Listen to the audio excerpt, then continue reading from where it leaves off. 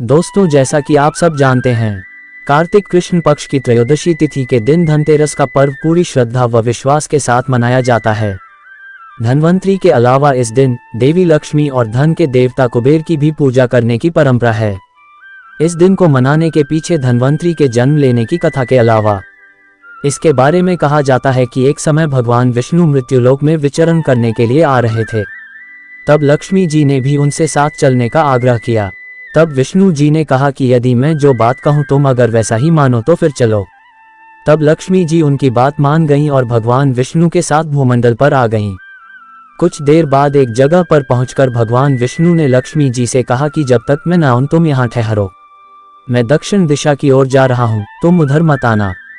विष्णु जी के जाने पर लक्ष्मी के मन में कौतूहल जागा कि आखिर दक्षिण दिशा में ऐसा क्या रहस्य है जो मुझे मना किया गया है, और भगवान स्वयं चले गए।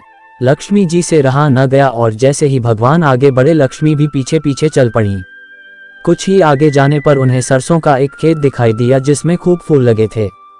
सरसों की शोभा देखकर वह मंत्रमुग्ध हो गईं और फूल तोड़कर अपना श्रृंगार करने के बाद आगे बढ़ीं।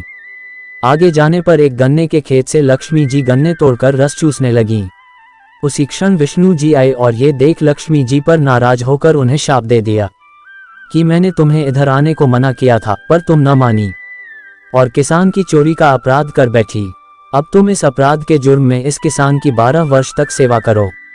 ऐसा कहकर भगवान उन्हें छोड़कर क्षीरसागर चले गए।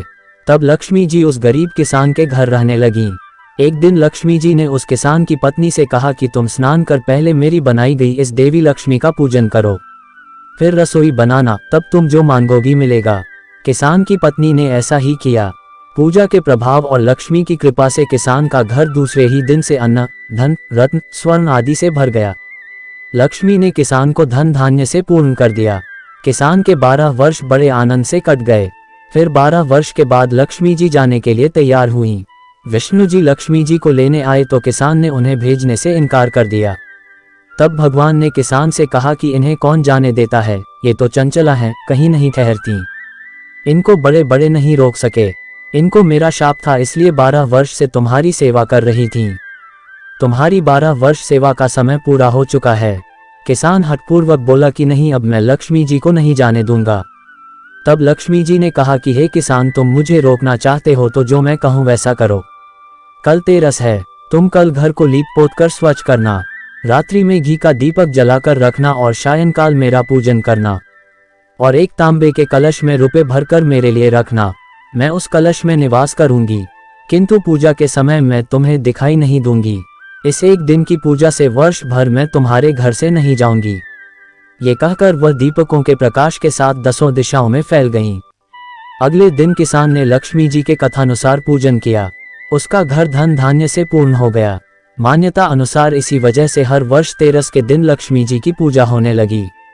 दोस्तों, वीडियो में दी गई जानकारी कैसी लगी आप हमें कमेंट के माध्यम से जरूर बताएं। कहानी पसंद आया हो तो वीडियो को लाइक शेयर करें एवं चैनल को सब्सक्राइब करके घंटी के बटन को ऑल पर अवश्य सेट कर लें। धन्यवाद। जय मां लक्ष्मी।